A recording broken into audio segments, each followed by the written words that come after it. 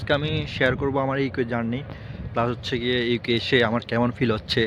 হ্যাঁ, আসলে আমি ইউকে আসার আগে ভাবতাম আর কি বাংলাদেশে থাকতে যে আমি এসে এটা করব ওটা করব এটা করে ফেলবো। টু বি অনেস্ট, এখানে পুরাটাই ডিফারেন্স। যেটা ভাবে আর কি ভাবতাম আর কি আমি এসে টিউশন ফি পে করে দিতে পারবো, রুম ভাড়া ম্যানেজ করে ফেলতে পারবো, এসে হাবি যাবি। কিন্তু আসলে এখানে আমি আসছি প্রায় 1 মান্থের মতন, কিন্তু এখন পর্যন্ত কোনো জবই পাই নাই, মানে সিকিউর কোনো জব পাই নাই।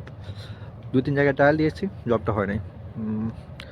তো হয়তো বা সামনে হতে পারে, কিন্তু এখানে এসে টিউশন ফি পে করা আসলে এটা আকস্মিক কথা।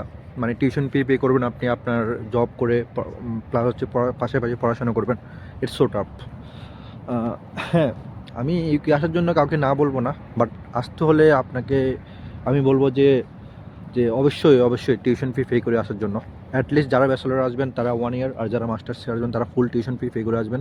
তাহলে ইউকে আপনার লাইফ মোটামুটি সুন্দর, হ্যাঁ, সার্ভাইভ করতে পারবেন। সুন্দর একটা লাইফ আপনি ভালোভাবে লিড করতে পারবেন। It's not a tough.